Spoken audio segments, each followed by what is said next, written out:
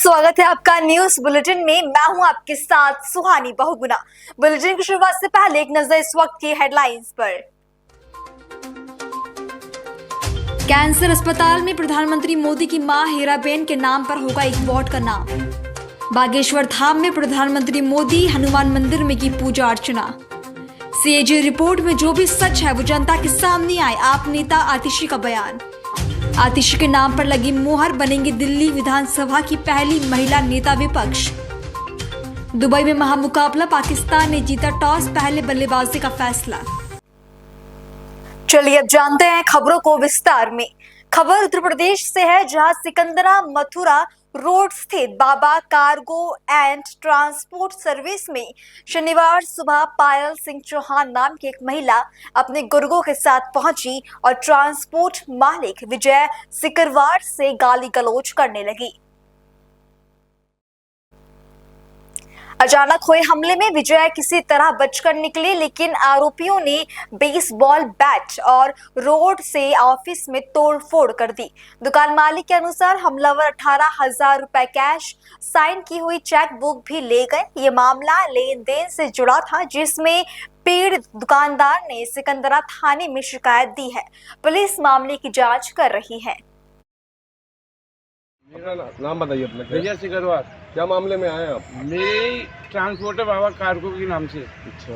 ये पायल सिंह चौहान है, इनसे मैंने 11,000 रुपये लिए थे 10% की ब्याज पर, जो कि 2 महीने में मुझे रिटर्न देने थे इनको।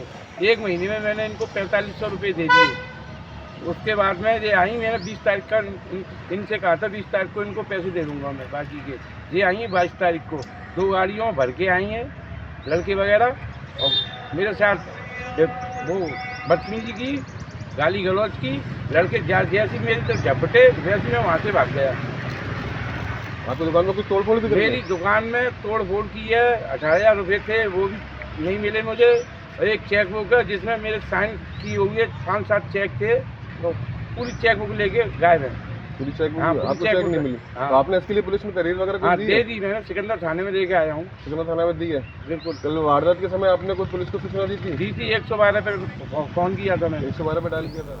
असम विधानसभा में दशकों से चली आ रही 2 घंटे की नमाज ब्रेक की परंपरा को इस बार के बजट सत्र से समाप्त कर दिया गया।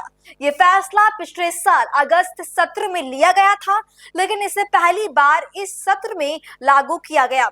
हालांकि इस फैसले का मुस्लिम विधायकों ने विरोध जताया है। AIUDF विधायक रफीकुल इस्लाम ने फैसले पर नाराजगी जताते हुए कहा, विधानसभा में करीब 30 मुस्लिम विधायक हैं, हमने इस फैसले का विरोध किया, लेकिन बहुमत के आधार पर इसे थोप दिया गया।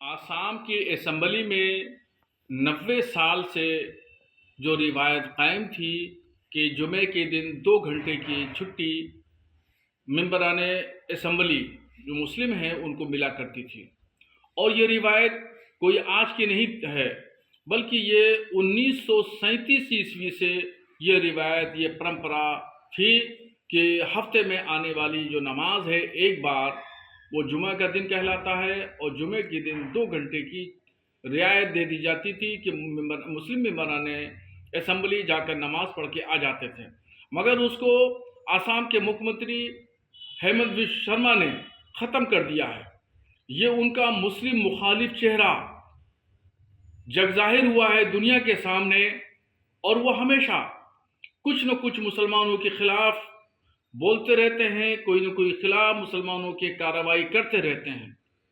अभी गुज़िश्ता दिनों CA और NRC के नाम पर पूरे देश भर के मुसलमानों को डराया और धमकाया गया, और ऐसे ही आसाम और बंगाल के मुसलमानों को मुख्यमंत्री जी हमेशा डराते रहते हैं, और ये एक नमूना सामने आ गया है।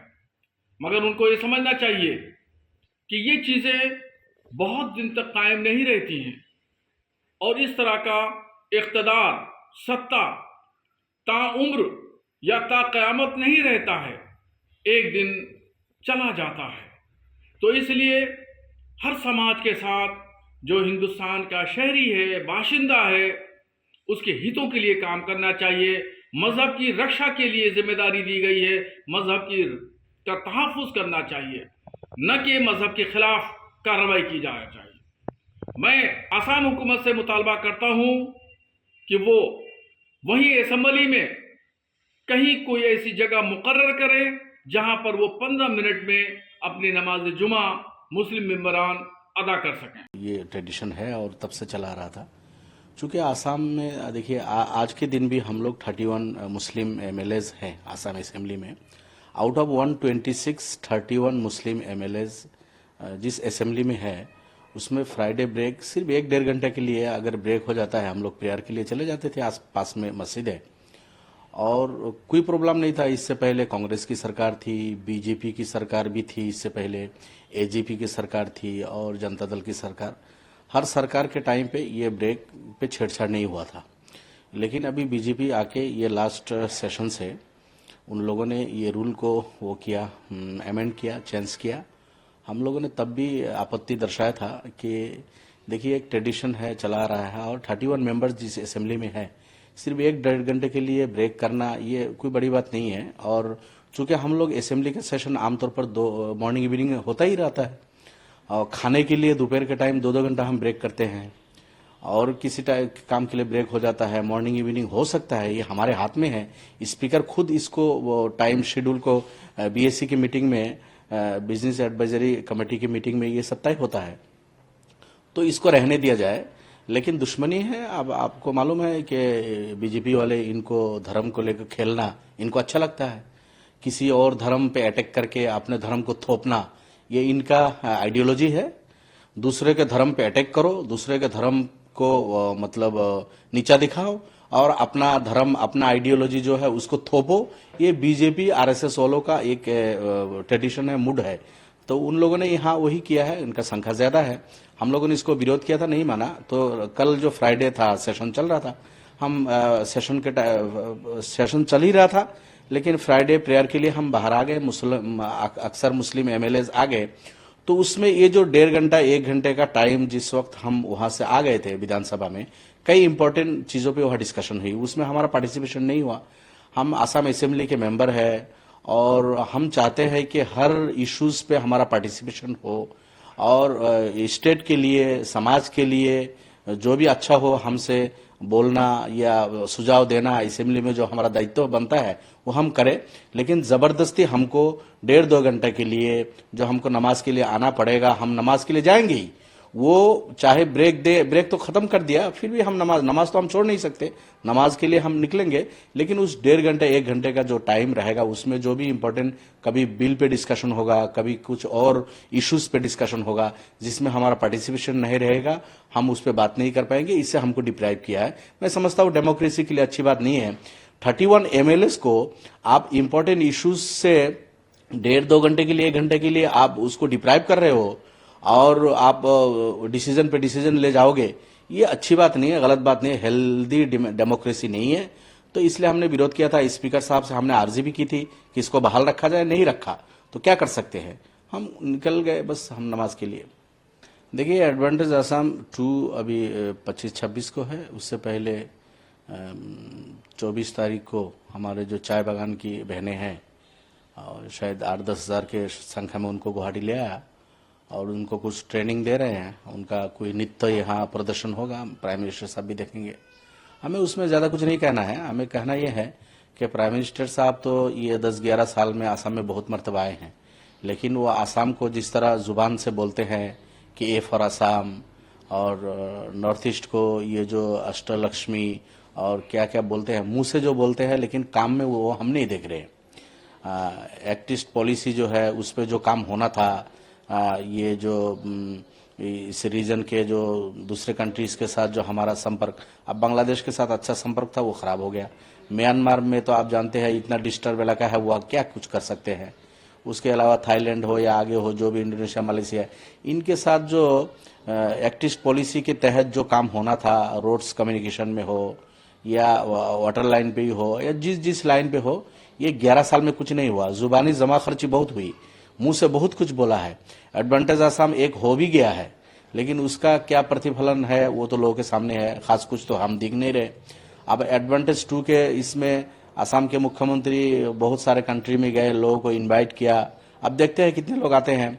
नो डाउट इंडिया में बहुत सारे कंट्रीज के एम्बेसीज है, वो उनके एम्बेसडर लोग आएंगे, लेकिन इन्वेस्टर्स कितने लोग आएंगे, क्या इन्वेस्ट यहाँ करेंगे, वो लक्षणीय बात होगी।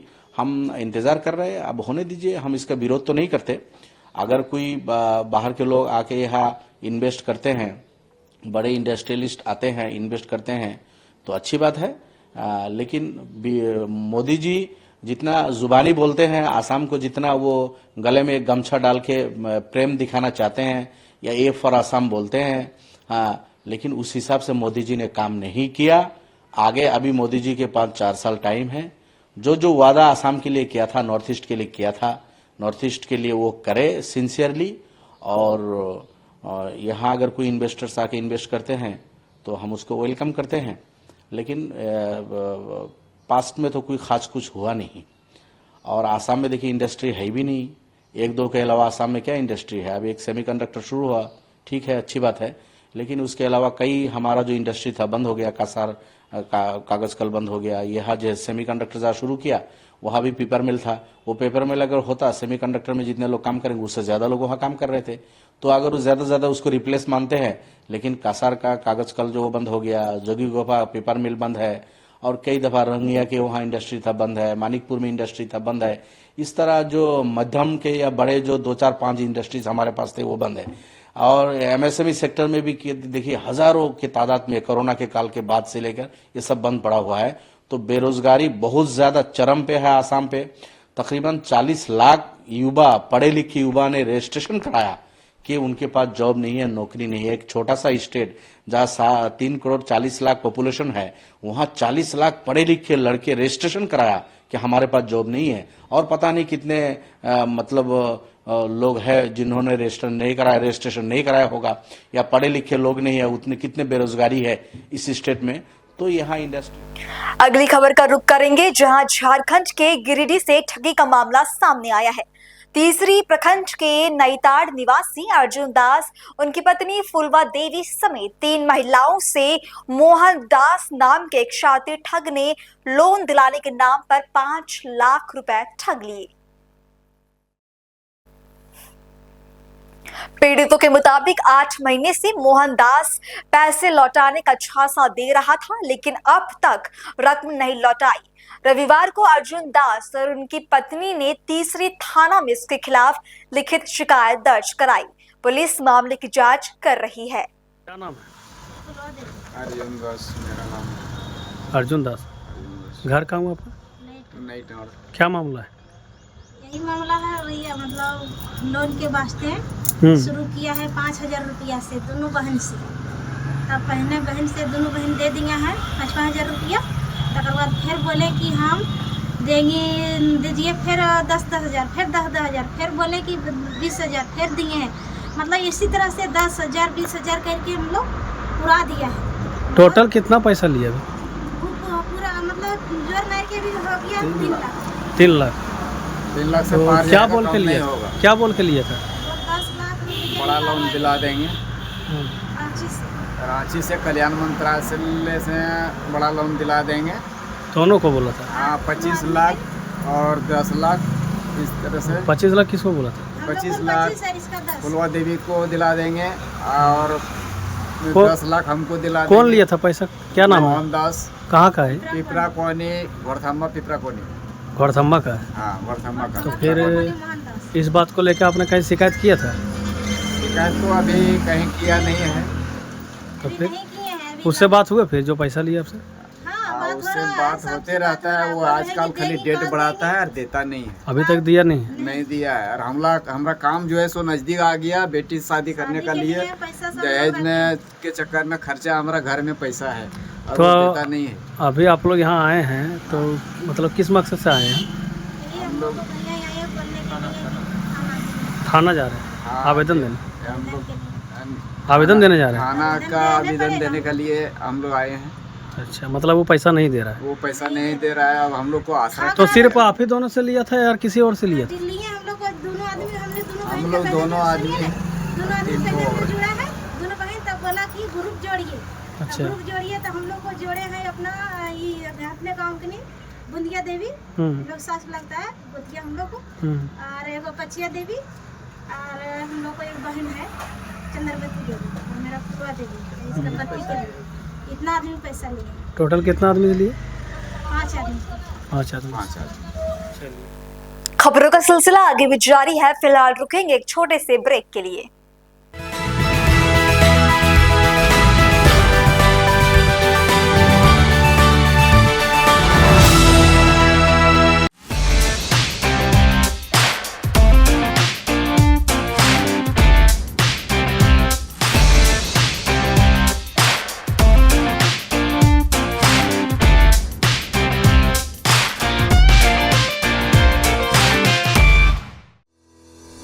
रोजगार डेवलपर्स, a unit of रोजगार डेवलपर्स एंड प्राइवेट लिमिटेड। घर वहीं जहां हो आपका भरोसा। पिछले 15 सालों से आपके सपनों का घर हमारी प्रतिबद्धता। रोजगार डेवलपर्स का पता है शिमला बाईपास रोड, गणेशपुर, देहरादून। रोजगार डेवलपर्स से संपर्क करने के लिए अभी डायल कीजिए 9897054026 पर या 8433207910 पर।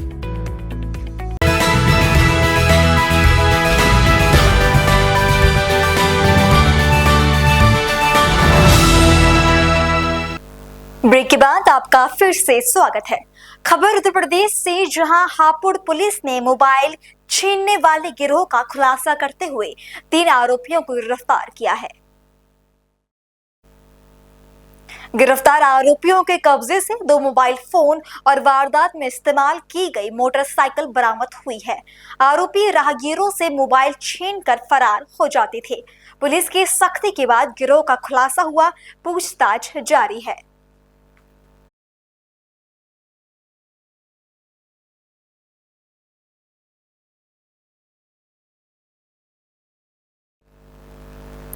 प्रधानमंत्री मोदी ने अपने मासिक रेडियो कार्यक्रम मन की बात के जरिए आज देशवासियों को संबोधित किया। प्रधानमंत्री के मन की बात कार्यक्रम को लेकर केंद्रीय मंत्री धर्मेंद्र प्रधान ने कहा कि मैं आज प्रधानमंत्री मोदी का देश की ओर से आभार प्रकट करूंगा। आज उन्होंने मन की बात के 119वें एपिसोड में 4 विषयों का उल्लेख किया। सुनिए। मैं आज माननीय प्रधानमंत्री जी को धन्यवाद दूंगा, आभार प्रकट करूंगा देश की ओर से।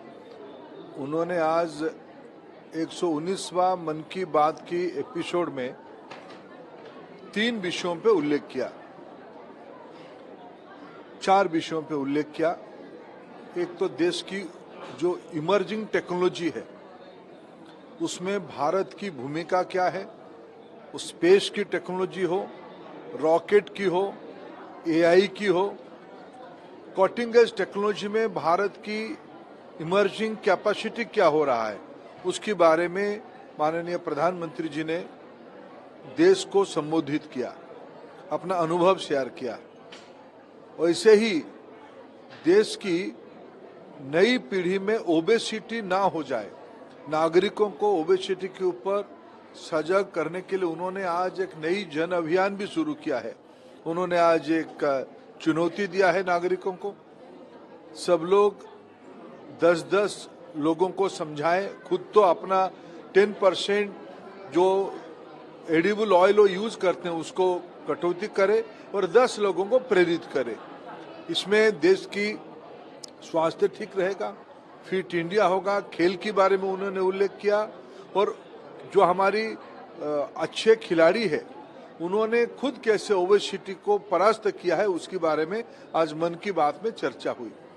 ऐसे ही देश की पर्यावरण से जुड़ी वाइल्ड लाइफ के बारे में, वन्य जंतुओं के बारे में आज चर्चा हुई। उसमें भारत में संभावना क्या है, उसको कैसे आगे बढ़ाया जाए, उसके बारे में प्रधानमंत्री जी ने चर्चा किया। और अंत में अभी देश में विभिन्न राज्यों में विभिन्न भाषाओं में परीक्षा चल रहा है। इस बार की परीक्षा पे चर्चा एक यूनिक तरीके से किया गया। सुंदर नर्सरी में देश की 36 बच्चों को इकट्ठा करके प्रधानमंत्री जी ने अपना अनुभव शेयर किया, बच्चों की हौसला बढ़ाया। ये सारे जिस प्रकार से प्रधानमंत्री जी ने देश की अंदर एक संवाद खड़ा किया है, एक समाज सुधारक के नाते, एक प्रेरक के नाते, एक मूल चिंतानायक के नाते उन्होंने अपने बड़े बड़े विचारों को बड़े सहज तरीके से नागरिकों तक पहुंचाने की उन्होंने जो एक अभियान शुरू किया है, ये आज देश में एक महा वटवृक्ष बन चुका है, बड़ा इंस्टीट्यूशन हो चुका है। लोग उससे प्रेरित होते हैं, विशेष करके युवा युवती नई पीढ़ी के लोग उससे ज्यादा प्रेरणा लेते हैं। मैं भी आज माननीय प्रधानमंत्री जी की इस चुनौती को स्वीकार करते हुए आज से मैं खुद जितना तेल कंज्यूम करता हूं अपने खान पान पे, उसमें 10% की कटौती का प्रयास करूंगा, अभ्यास करूंगा और कटौती करके ही रहूंगा। और निश्चित रूप में मैं और मेरे 10 आत्मियों को, 10 मित्रों को प्रेरित करूंगा। मेरे परिवार की बाहर और मेरे बृहद परिवार में लोग उसमें से जुड़े इस अभियान में। मेरे को लगता है आज ये एक बहुत बड़ी महत्वपूर्ण जन अभियान प्रधानमंत्री जी ने शुरू किया, उसमें मैं भी एक सिपाही करके काम शुरू करूंगा। ମୁଁ ଆଜି ଆମର ଅନୁଗୁଳ ଜିଲ୍ଲାର ହେଡକ୍ୱାର୍ଟରରେ ମନ୍ କି ବାତ୍ କାର୍ଯ୍ୟକ୍ରମର 119ତମ ମନ୍ କି ବାତ୍ରେ ଶୁଣିବାର ଅବସର ପାଇଲି। ମୁଁ ମୋର ବ୍ୟକ୍ତିଗତ ଭାବେ और देश तरफରୁ प्रधानमंत्री को कृतज्ञता जनाऊँगी। से एक अभिनव अनुष्ठान या माध्यम देश में तैयारी करछंती।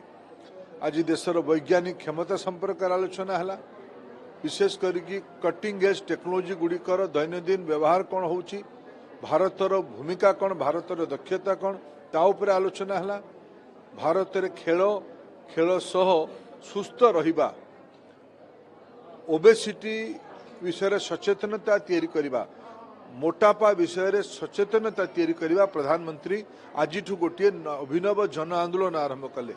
से आह्वान कले सबु नागरिक माने निज खाद्यांशरू, निजे खाउथुबा खाद्यरू 10 भाग तेल जहाँ खाउचंदी ताकू कम करंतु आउ तांकर सहयोगी 10 जन को प्रेरित करंतु, निज घरे भी आगर प्रेरणा तैयारी करंतु। या द्वारा देश सुस्थ रहिबो, ओबेसिटी समस्या मुक्त हेबे। आम समस्ते मु माननीय प्रधानमंत्री को ए कृतज्ञता जनाऊँगी।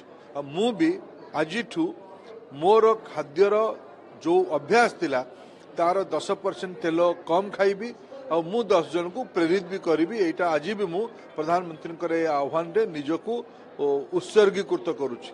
आज प्रधानमंत्री मन की बात रे वन्य जंतु उपरे, वाइल्ड लाइफ उपर आलोचना कले, प्रकृति उपर आलोचना कले।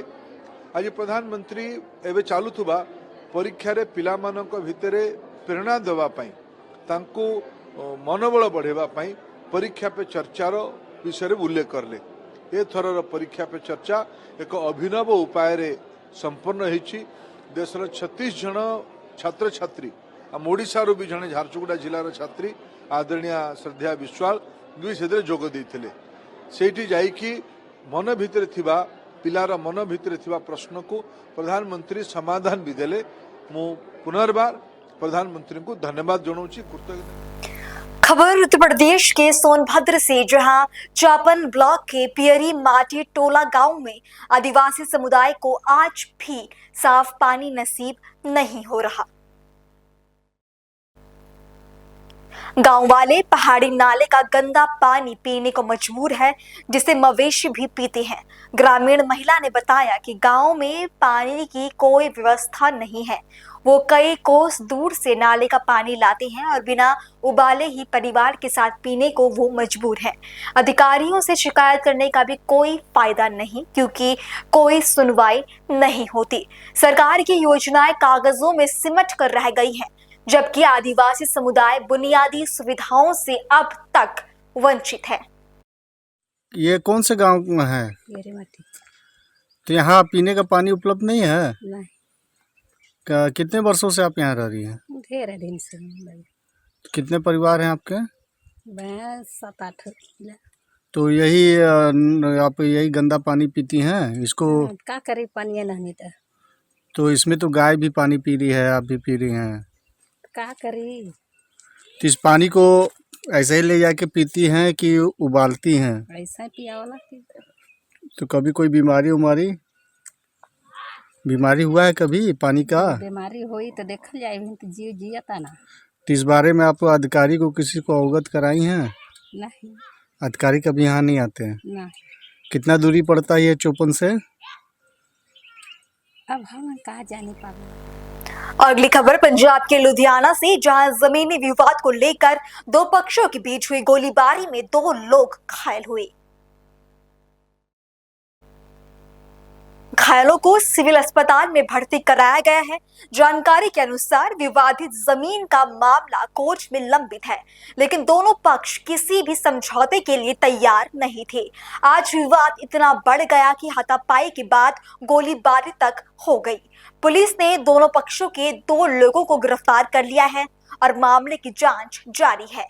अधिकारियों का कहना है कि जो भी दोषी होगा उसके खिलाफ सख्त कार्रवाई की जाएगी। फायरिंग हुई है नहीं एक मिनट यार वेरीफाई करना मौके पे आए हैं। हाँ जी जी लड़ाई जरूर हुई है। सर किन्ने के राउंड फायर होए ने दस्या जा रहा है कि 10 ਤੋਂ 12 ਰਾਉਂਡ ਫਾਇਰ ਹੋਏ, ਕੋਈ ਇਦਾਂ ਦੀ ਗੱਲ ਆਈ ਸਾਹਮਣੇ? 12 ਰਾਉਂਡ ਕੋਈ ਫਾਇਰ ਵਾਲੀ ਗੱਲ ਨਹੀਂ ਹੈ ਜੀ, ਮੌਕੇ ਤੇ ਤਸਦੀਕ ਕਰਾਂਗੇ। ਲੜਾਈ ਦਾ ਕਾਰਨ ਇੰਜਰਡ ਵੀ ਕੋਈ ਹੋਇਆ ਹੈ, ਕੋਈ ਐਂਬੂਲੈਂਸ ਦੇ ਵਿੱਚ ਲੈ ਕੇ ਜਾਇਆ ਕਿਸੇ ਨੂੰ? ਹਾਂ ਇੱਕ ਬੰਦੇ ਦੇ ਸੱਟਾਂ ਲੱਗੀਆਂ ਨੇ, ਉਹਨੂੰ ਹਸਪੀਟਲ ਇੱਕ ਮਿੰਟ ਪਵਨ, ਉਹਦੇ ਗੋਲੀ ਲੱਗੀ ਸਰ? ਨਹੀਂ ਗੋਲੀ ਨਹੀਂ ਲੱਗੀ, ਫਿਰ ਬਾਹਰ ਨਹੀਂ ਗੋਲੀ ਵਾਲੀ ਜਿਹੜੀ ਹਜੇ ਗੱਲ ਕੋਈ ਨਹੀਂ ਹੈ। ਸਰ ਕਾਰਨ ਕੀ ਹੈ ਜੋ ਵਿਵਾਦ ਹੋਇਆ, ਕਾਰਨ ਕੀ ਹੈ? ਵਿਵਾਦ 2 ਪਾਰਟੀਆਂ ਹੈਗੀਆਂ ਜਿਹੜੇ ਆਪੋ ਆਪਣੀਆਂ ਜਿਹੜੀਆਂ ਹੈਗੀਆਂ ਆਲਰੇਡੀ ਮੈਟਰ ਜਿਹੜਾ ਕੋਰਟ ਦੇ ਵਿੱਚ ਸਬਜੈਕਟ ਹੈਗਾ, ਜ਼ਮੀਨ ਦਾ ਵਿਵਾਦ ਹੈ ਜਿਹੜਾ ਹੈ ਕਰਾਂਦੀਆਂ ਦੋਵਾਂ ਜਿਹੜੀਆਂ ਹੈਗੀਆਂ ਨਾਲ ਹੀ ਆ। ਤੁਸੀਂ ਜਿੱਥੇ ਖੜੇ ਹੈਗੇ ਇਸ ਪਾਰਟੀ ਇਹ ਪਾਰਟੀ ਕਹਿ ਰਹੀ ਹੈ ਨਾਲ ਦਾ ਜਿਹੜਾ 2 ਪਾਰਟੀ ਜਿਹੜੀ 20 ਪਾਰਟੀ ਉਹ ਕਹਿ ਰਹੀ ਹੈ ਉਹਨੂੰ ਲੈ ਕੇ ਇਹਨਾਂ ਦੀ ਤਕਰਾਰਬਾਜ਼ੀ ਹੋਈ ਹੈ। ਸਰ ਇਹਦੇ ਵਿੱਚ ਰਾਉਂਡ ਅਪ ਵੀ ਕੀਤਾ ਗਿਆ 2 ਜਣਿਆਂ ਨੂੰ? ਦੇਖੋ ਮੇਰੇ ਪਾਰਟ ਆਫ ਇਨਵੈਸਟੀਗੇਸ਼ਨ ਹੈ, ਮੈਂ ਤੁਹਾਨੂੰ ਲੇਕਿਨ ਸਰ ਵਿਕ ਸਾਹਿਬ ਇਹਦੇ ਜਿੱਦਾਂ ਬਾਹਰ ਜਿਹੜੇ ਬੰਦੇ ਆਏ ਸੀ, ਜਿੱਦਾਂ ਇੱਕ ਵਕੀਲ ਆਪਣੇ ਉਹ ਕਹਿ ਰਹੇ ਨੇ, ਉਹ ਕਹਿੰਦੇ ਮੈਂ ਅੰਦਰ ਬੈਠਾ ਸੀਗਾ ਤੇ ਸਿੱਧਾ ਮੇਰੇ ਤੇ 10 ਤੋਂ 12 ਰਾਉਂਡ ਫਾਇਰ ਕੀਤਾ ਗਿਆ। ਸਟੇਜ ਆਫ ਇਨਵੈਸਟੀਗੇਸ਼ਨ ਹੈ ਜੀ, ਚੀਜ਼ਾਂ ਵੈਰੀਫਾਈ ਕਰਕੇ ਜੋ ਸਹੀ ਹੋਗਾ ਮੈਂ ਤੁਹਾਨੂੰ ਇਨਫੋਰਮੇਸ਼ਨ ਸ਼ੇਅਰ ਮਤਲਬ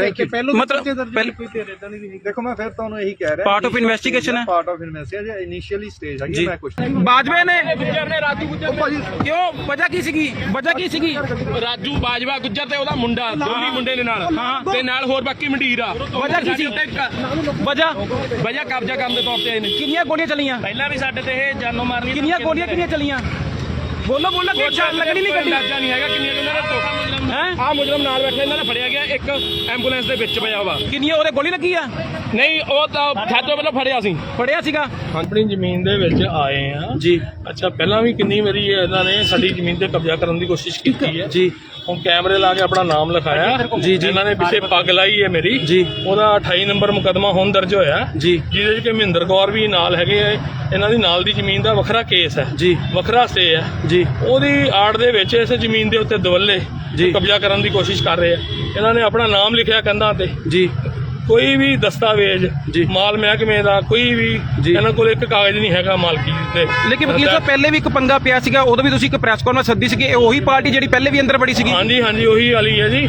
ਔਰ ਫਿਰ ਪੁਲਿਸ ਨੇ ਉਸ ਤੋਂ ਬਾਅਦ ਇਨਵੈਸਟੀਗੇਸ਼ਨ ਕਰਵਾ ਕੇ ਜੀ ਆਪਣਾ ਮਾਲ ਮਹਿਕਮੇ ਨੂੰ ਚਿੱਠੀ ਲਿਖੀ ਜੀ, ਇਹਦੀ ਨਿਸ਼ਾਨਦੇਹੀ ਕੀਤੀ ਜਾਵੇ ਔਰ ਮਾਲਕਾਂ ਦੀ ਤਸਦੀਕ ਕੀਤੀ ਜਾਵੇ ਜੀ। ਉਹ ਸਾਰੀ ਤਸਦੀਕ ਹੋ ਕੇ ਜੀ ਤਾਂ ਇਹ ਦੁਆਰਾ ਜਿਹੜਾ ਇੱਕ ਪਰਚਾ ਹੋਇਆ। ਪਹਿਲਾਂ ਇਹਨਾਂ ਦੇ 322 ਨੰਬਰ ਮੁਕੱਦਮਾ ਸਫੈਦੇ ਚੋਰੀ ਦਾ ਵੀ ਹੈ ਜੀ, ਜਿਹੜਾ ਸੁਖਵਿੰਦਰ ਔਰ ਜਸਪ੍ਰੀਤ ਹੈ ਜੀ। ਇਹਨਾਂ ਦੇ ਇੱਕ 277 ਨੰਬਰ ਪਹਿਲਾਂ ਵੀ ਮੁਕੱਦਮਾ, ਉਹਦੇ ਚ ਉਹਨਾਂ ਦੀ ਜ਼ਮਾਨਤਾਂ ਵੀ। ਲੇਕਿਨ ਹੁਣ ਕਿੰਨੀ ਕੁ ਰਾਉਂਡ ਫਾਇਰ ਕੀਤੇ ਗਏ ਨੇ ਵਕੀਲ ਸਾਹਿਬ? ਘੱਟ ਤਾਂ 15 ਤੋਂ 17 ਤਾਂ ਮੈਂ ਸੁਣ ਗਿਆ। ਮੈਂ ਆਪਣੀ ਜਾਨ ਬਚਾ ਕੇ ਉੱਧਰੋਂ ਕੰਧ ਟੱਪ ਕੇ ਗਿਆ। ਹੁਣ ਮੇਰੀ ਗੱਡੀ ਅੰਦਰ ਖੜੀ ਹੈ ਜੀ। ਨਹੀਂ ਸਿੱਧਾ ਹਮਲਾ ਤੁਹਾਡੇ ਤੇ ਕੀਤਾ ਸੀਗਾ? ਕਿਉਂ ਹਮਲਾ? ਸਾਰਿਆਂ ਦੇ ਜਿਹੜੇ ਮੇਰੇ ਸਾਲੇ ਨਾਲ ਸੀ, ਅਸੀਂ ਆਪਣੀ ਜ਼ਮੀਨ ਤੇ ਆਏ ਆ ਜੀ। ਜਿਵੇਂ ਅੱਛਾ ਸਾਨੂੰ ਪਤਾ ਲੱਗਿਆ, ਦੇਖੋ ਇਹਨਾਂ ਨੇ ਕੈਮਰੇ ਦੀਆਂ ਤਾਰਾਂ ਉੱਥੋਂ ਇੱਧਰ ਪਾਈਆਂ ਹੋਈਆਂ, ਦੇਖੋ ਜੀ ਸਾਡੀ ਜ਼ਮੀਨ 'ਚ ਆਏ। ਕਿੰਨੇ ਕੇ ਨੌਜਵਾਨ ਅੰਦਰ ਸੀ? ਕਿੰਨੇ ਕੁ ਬੰਦੇ ਅੰਦਰ ਸੀਗੇ? ਉਹਨਾਂ ਦੇ ਕੋਲ ਕੁਝ ਪਤਾ ਸਰ ਮੈਨੂੰ ਜਿਹੜਾ 2 ਦੀ ਜਾਣਕਾਰੀ, 2 ਨਲੀਆਂ ਨਾਲ ਉਹਨਾਂ ਨੇ ਇੱਥੋਂ ਇੱਕ ਉਹ ਜਿਹੜਾ ਸੁਖਮਿੰਦਰ ਉਹਨੇ ਤਾਂ ਸਿੱਧੇ ਫਾਇਰ ਕੀਤੇ ਨੇ ਏਦਾਂ। ਲੇਕਿਨ ਵਕੀਲ ਸਾਹਿਬ ਕੋਰਟ 'ਚ ਕੇਸ ਚੱਲਦਾ ਪਿਆ ਤਾਂ ਵੀ ਜਿਹੜਾ ਹਮਲਾ ਕੀਤਾ ਗਿਆ, ਪਹਿਲੇ ਵੀ ਤੁਹਾਡਾ ਤੁਹਾਡਾ ਮਾਮਲਾ ਸੀਗਾ, ਲੇਕਿਨ ਕੋਰਟ ਇੱਧਰ ਦੇਖੋ ਵਕੀਲ ਸਾਹਿਬ, ਮਤਲਬ ਕੋਰਟ 'ਚ ਪਹਿਲੇ ਮਾਮਲਾ ਚੱਲਣ ਤੋਂ ਬਾਅਦ ਵੀ ਲੇਕਿਨ ਦੁਬਾਰਾ ਹੋ ਰਿਹਾ। ਕੋਰਟ ਦੇ ਵਿੱਚ ਕੋਈ ਮਾਮਲਾ ਨਹੀਂ ਇਸ ਜ਼ਮੀਨ ਦਾ ਸਰ ਜੀ, ਇਹ ਜ਼ਮੀਨ ਅਲੱਗਾ, ਉਹ ਨਾਲ ਦੀ ਜ਼ਮੀਨ ਦਾ ਮਾਮਲਾ ਹੈ। ਪਹਿਲੇ ਬਾਈ ਨੂੰ ਲੈ ਕੇ ਹੋਇਆ ਸੀਗਾ ਇੱਥੇ, ਹਾਂ ਉਹੀ ਜ਼ਮੀਨ ਨੂੰ ਲੈ ਕੇ ਹੋਇਆ ਸੀਗਾ, ਲੇਕਿਨ ਉਹ ਫਰਾਰ ਨੇ ਇਸ ਸਮੇਂ। ਹਾਂ ਉਹ ਕਿੰਨੇ ਦਿਨ 5 FIR ਤੋਂ ਬਾਅਦ ਅੱਜ ਤੱਕ ਪੁਲਿਸ ਨੇ 5 ਮਹੀਨਿਆਂ 5 ਮਹੀਨਿਆਂ ਦੇ ਵਿੱਚ ਕੋਈ ਬੰਦਾ ਗ੍ਰਿਫਤਾਰ ਨਹੀਂ ਕੀਤਾ।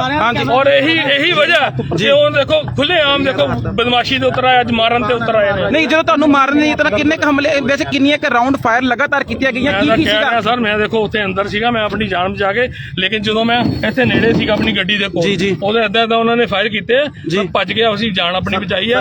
ਇੱਕ 2 ਮੁੰਡਿਆਂ ਦੇ ਉੱਤੇ ਉਹਦੇ ਕੋਲੋਂ ਲੰਘੀ ਆ। ਉਸ ਤੋਂ ਬਾਅਦ ਇੱਧਰ ਮੈਨੂੰ ਪਤਾ ਲੱਗਿਆ ਗੱਡੀ ਵੀ ਚੜਾਤੀ ਇੱਕ ਬੰਦੇ ਨੇ। ਅੱਛਾ, ਕਿਹੜੀ ਗੱਡੀ ਸੀਗੀ ਉਹਨਾਂ ਕੋਲ? ਇੱਕ ਸਫਾਰੀ ਸੀ। ਮੈਂ ਕਿਉਂਕਿ ਦੇਖੋ ਅੰਦਰ ਸੀਗਾ ਉਹ ਜੀ। ਤੁਹਾਡੇ ਕੋਲ ਵੀਡੀਓ ਹੈਗੀ ਜਦੋਂ ਗੋਲੀਆਂ ਚਲਾਈਆਂ ਗਈਆਂ, ਉਹ ਵੀਡੀਓ ਹੈਗੀ ਤੁਹਾਡੇ ਕੈਮਰੇ 'ਚ? ਦੇਖੋ ਐਸੇ ਕਿੰਨੇ ਬੰਦੇ ਨੇ, ਕਿਸੇ ਨਾ ਕਿਸੇ ਕੋਲ ਮਿਲ ਜੂਗੀ। ਨਹੀਂ ਬਾਹਰ ਖੜ ਕੇ ਗੋਲੀਆਂ ਚਲਾਏਂਗੀ, ਖੇਤਾਂ ਦੇ ਅੰਦਰ ਆਏ ਇੱਥੋਂ ਚਲਾਈਆਂ ਨੇ ਇਹਨਾਂ ਨੇ। ਇੱਥੋਂ ਦਰਵਾਜ਼ਾ ਖੋਲ ਕੇ?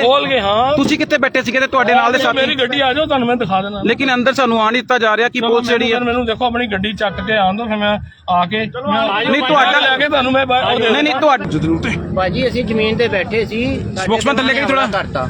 ਹਾਂਜੀ ਇਹ ਜ਼ਮੀਨ ਕਿਹਦੀ ਹੈ? ਆਪਣੀ ਹੈ ਜੀ, ਮੇਰੀ ਹੈ ਜੀ। ਲੇਕਿਨ ਪਹਿਲੇ ਵੀ ਇੱਕ ਮਾਮਲਾ ਜਿਹੜਾ ਪਹਿਲੇ ਹੋਇਆ ਸੀ, ਪਹਿਲੇ ਕਿਉਂ ਮਾਮਲਾ ਹੋਇਆ ਸੀਗਾ? ਇਸੇ ਗੱਲ ਨੂੰ ਹੋਇਆ ਸੀ, ਜਦ ਸਾਨੂੰ ਬਾਰ-ਬਾਰ ਚੱਕੀ ਜਾਂਦੇ ਜੀ ਵੀ ਤੁਸੀਂ ਜ਼ਮੀਨ ਤੇ ਨਹੀਂ ਆਣਾ। ਕਿਉਂ ਜ਼ਮੀਨ ਤੇ ਕਿਉਂ ਨਹੀਂ ਆਣਾ? ਇਹਦਾ ਕੀ ਮਾਮਲਾ ਕੀ ਆ?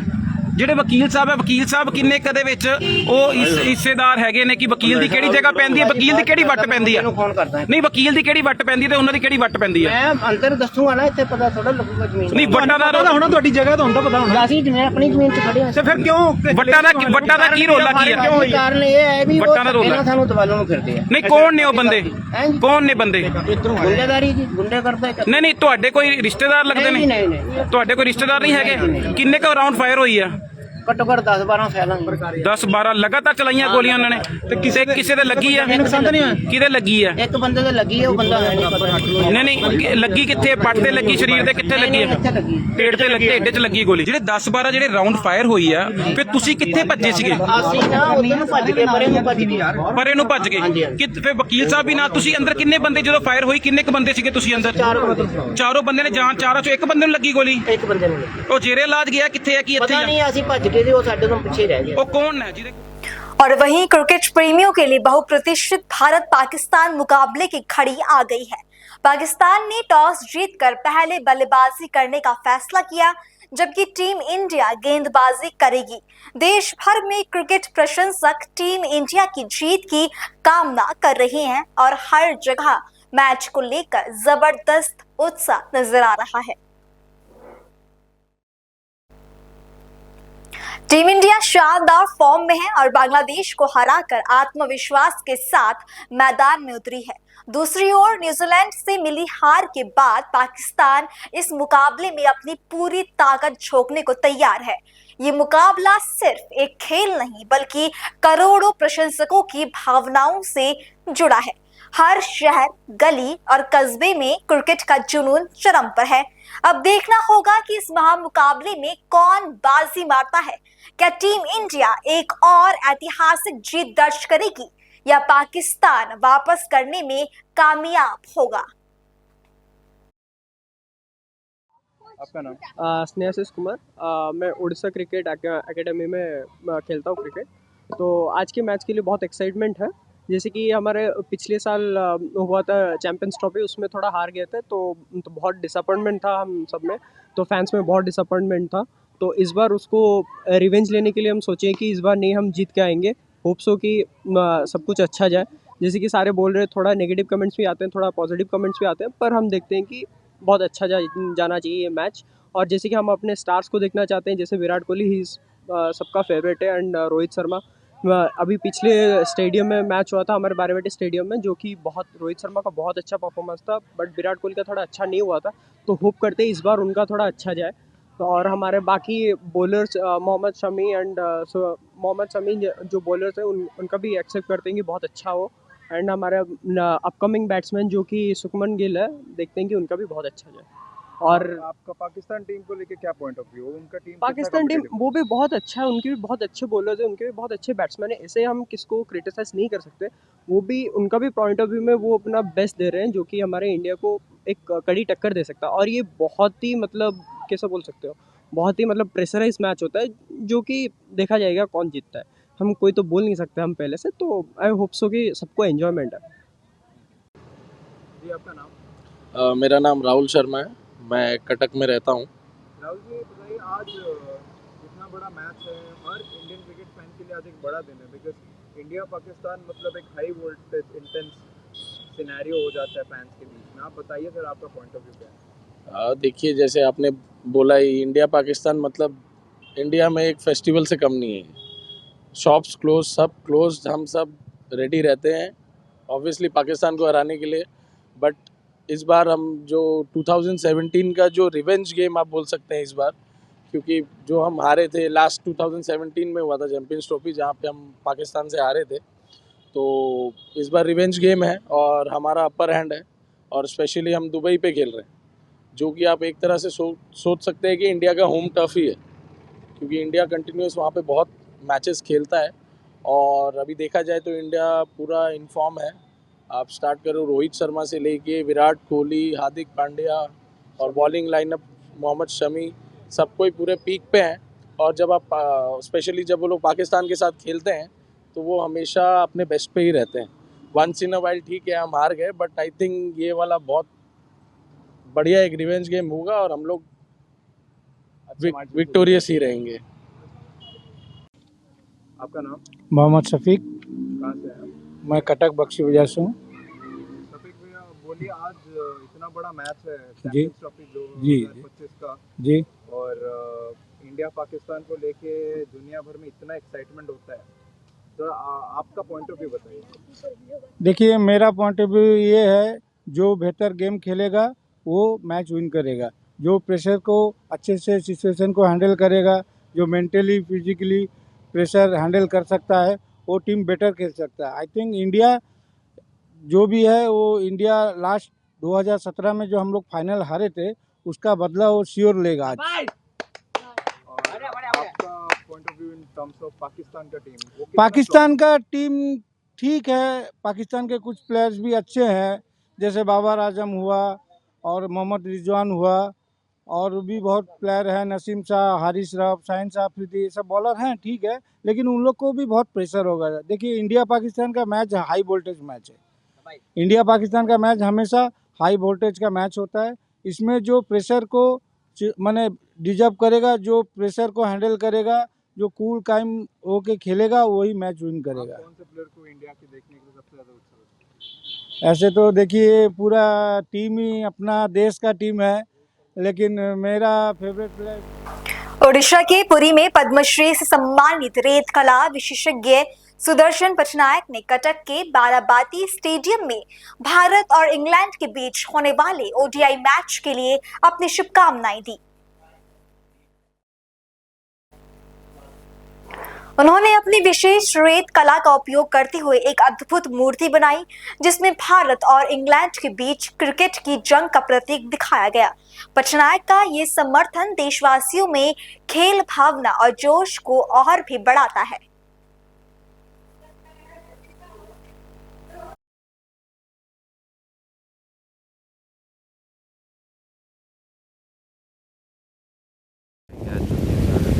चैंपियंस ट्रॉफी का मैच भारत और पाकिस्तान के बीच में होगा, जिसका नज़र सारा विश्व का हर कोई क्रिकेट फैन में है, और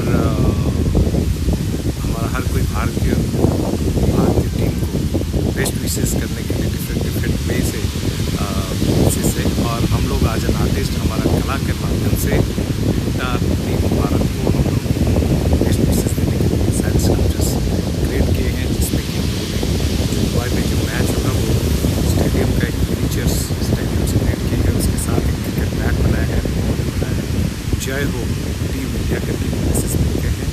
आज दुनिया भर में हर कोई क्रिकेट फैन इस मूर्ति के लिए बैठ गए, जय हो टीम इंडिया।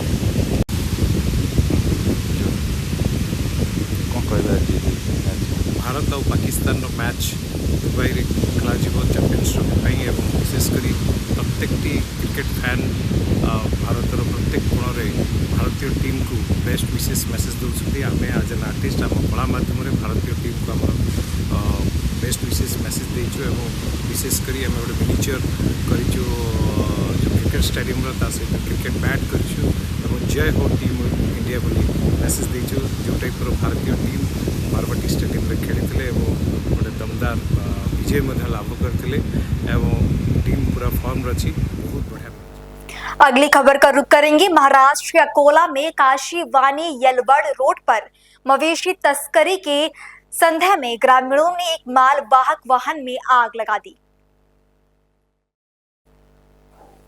शक था कि वाहन से गौवंश को कत्ल के लिए ले जाया जा रहा था। पीछा करने पर एक गाड़ी ग्रामीणों के हाथ लगी जबकि दूसरी भाग गई। ड्राइवर फरार हो गया, लेकिन ग्रामीणों ने गौवंश को निकालकर वाहन फूंक दिया। सूचना मिलते ही बोरगांव मांजू पुलिस मौके पर पहुंची और जांच शुरू कर दी।